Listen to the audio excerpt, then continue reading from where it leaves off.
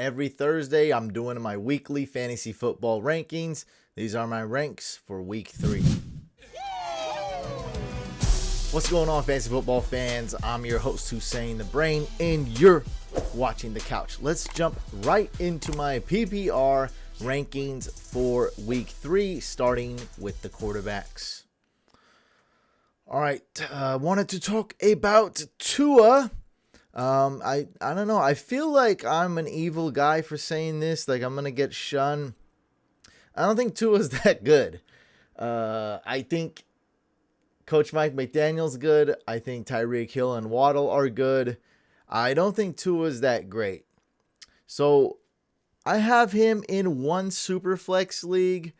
I'm thinking I sell high on him after week 3. Now, week 3 against the Bills, I'm thinking this guy's a bench, but it could be the highest scoring game of the week. The Dolphins will have to throw the ball.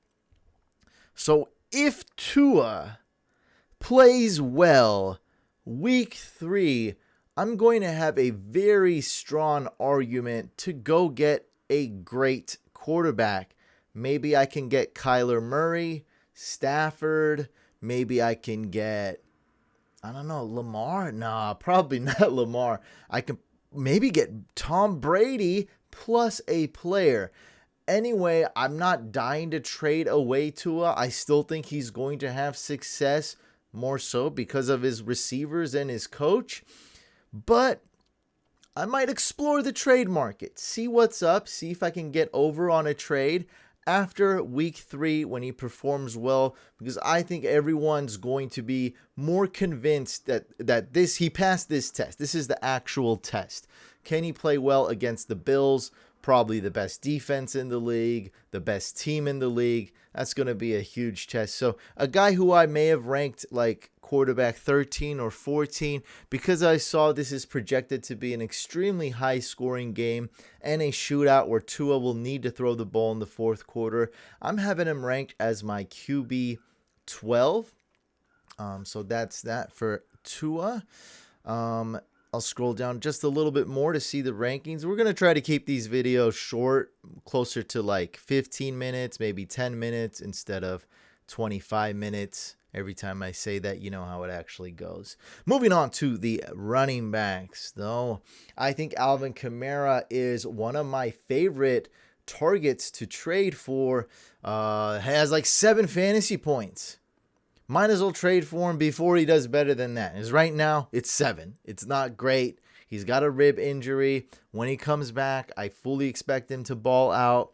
Taysom Hill, he's a good gadget weapon. He's inconsistent. He's okay. And the running backs behind him, like Mark Ingram is not the exact handcuff, like precise handcuff, the RB2 behind Alvin Kamara. We already have proof in that. And then you got other running backs back there.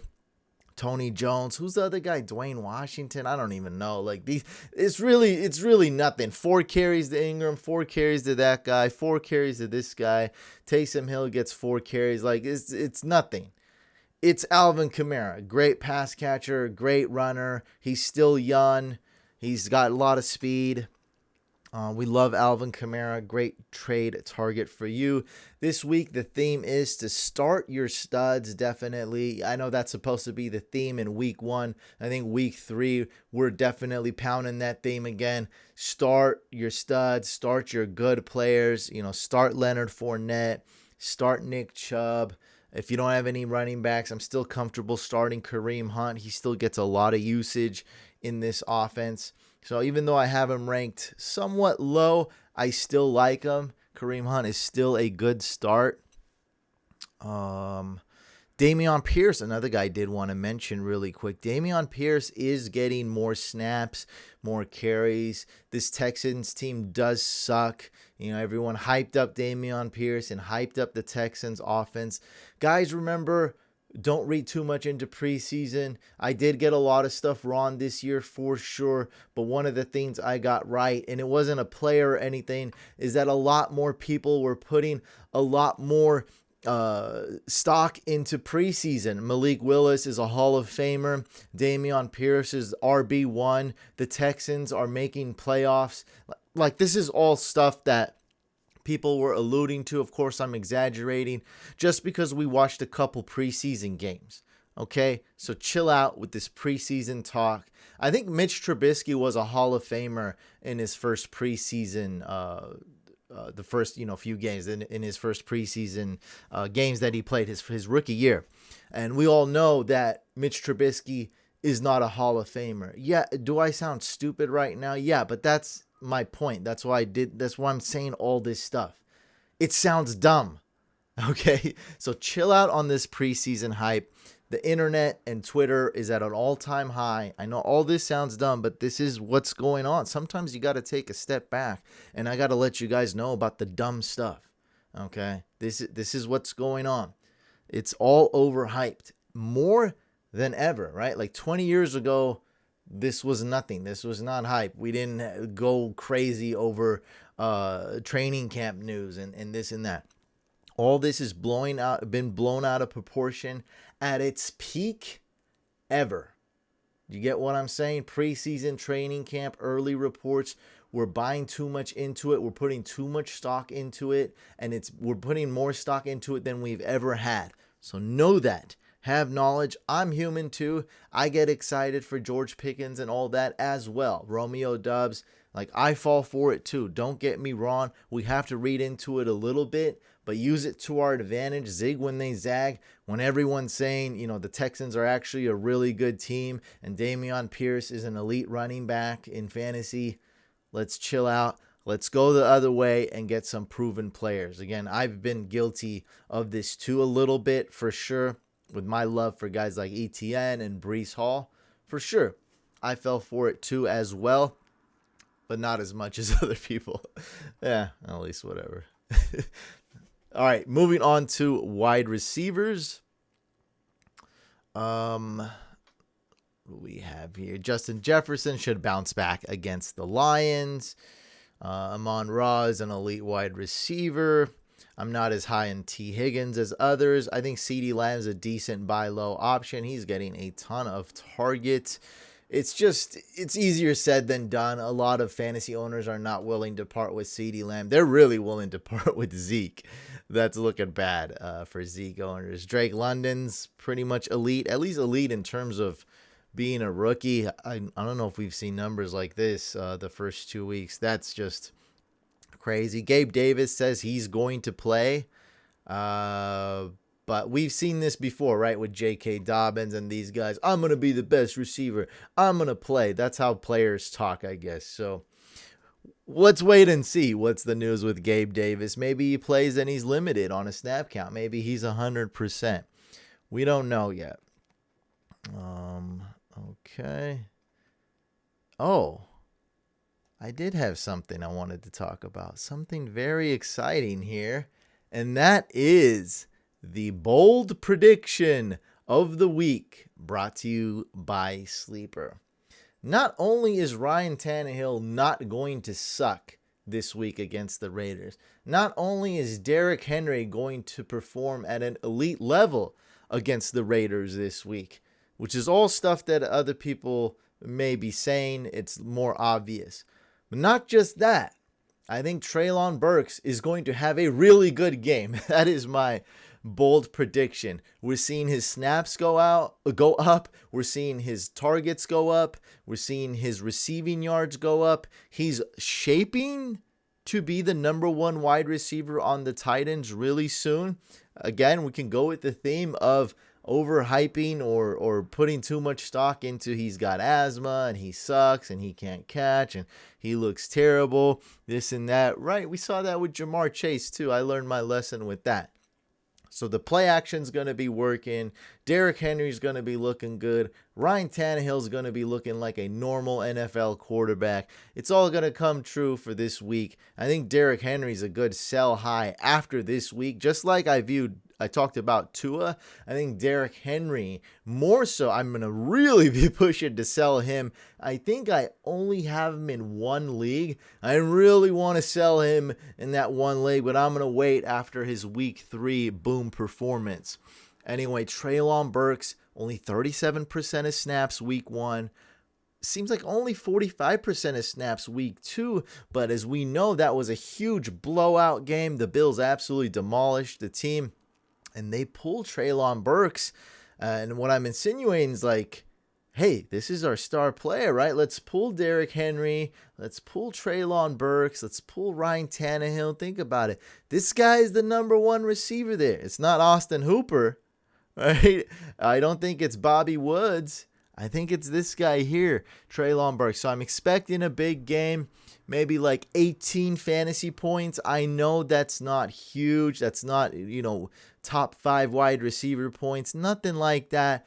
But for a rookie wide receiver and for somebody that's just kind of being dropped in 10-team leagues and this and that, I do expect a bounce back game for Treylon Burks. Well, not bounce back, really. He never really did much.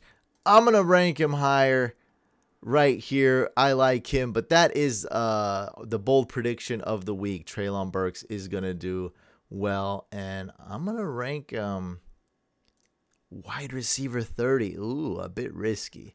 I don't know. Do I need to get more bold on these? I don't know. For tight ends, we got our elite usual suspects up at the top. There's not really a big difference between that guy and this guy. For example, I'm a huge Zach Ertz truther. I got him at number 5. Really not a difference between Zach Ertz and Pat Freiermuth. Not at all. And that's just goes back to tight ends being very inconsistent. Very hard to predict week to week. George Kittle, my guess is he's going to play, but very likely he's on a snap count. It's going to be hard to bench him, though, if he's playing. Keep in mind, he does play Sunday night, and I'll scroll through a little bit more just so you can see some more of these rankings here. All right, let's go on to defenses.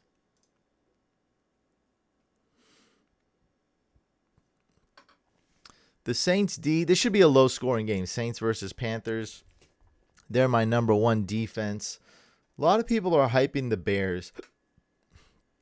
I don't know if it's that great. I'm not all for the Bears D. I don't really see a difference between like the Bears D, Packers D, Cowboys D, Giants D. Not really. So I'd much rather have one of these top 6 defenses. That's the Bengals, Niners, Chargers, Bills, Browns, Saints. And I like the Chargers D because I think we can see a turnover, a sack, a lot of QB pressures. Could be one of these messy games like, oh, what's happening? What's going on? A lot of craziness. But when you got these type of pass rushers and players on defense, I think they'll get points somehow. We've seen it, right? And didn't the Rams D, they got a decent amount of points week 1, and the Bills offense was great. You get a lucky pick, you get a fumble, you get a sack. It's looking great, and that's why I like the Chargers D this week. And what's cool is everyone's been dropping them. They're not being picked up. They're not performing well. Well, we all know defenses week to week, very inconsistent, very volatile. That's why I'm probably not going to be starting Suck Up this week. And we're looking at kickers. Not a huge Ryan Suck Up fan this week, and I think he's the number 1 kicker. It's not gonna last. Like, you really think Ryan Suckett's gonna be the number 1 kicker throughout the entire season? And I like him, don't get me wrong, but this is gonna be a low scoring game. Sure, it could be field goals every single play, but we can't predict that. Every single drive, we can't predict that they'll settle for a field goal on every single drive. It's hard to predict. So I'd rather have Greg Joseph, really like him this week. Will Lutz, really like him this week and like the next 5 weeks. Dustin Hopkins is a sleeper this week. So you're in luck if you're looking to stream a kicker, because all these options are available on free agency or waivers. Dustin Hopkins, nobody's starting him. No one's rostering him. Great sleeper. I got him as my kicker 9. Will Lutz, he's available in a lot of leagues. You can get him for free. He's going to be great. Very reliable kicker. Yunwei Koo, people dropped him a little bit this game. He's good this game against the Seahawks. Greg Joseph, he's going to be borderline elite this week. Really like him. And kind of the top 5 usual suspects that you're going to be fine starting, rostering. It's going to be Daniel Carlson at 5, Matt Gay 4, McPherson 3, Tyler Bass 2, and Justin Tucker number 1. If you have any questions, drop a comment. I read every single YouTube comment, try to answer all of them. Make sure you subscribe to this YouTube channel. Subscribe to our second YouTube channel, Fantasy Couch Podcast. Good luck this week. Let's go get that W, Couch fam.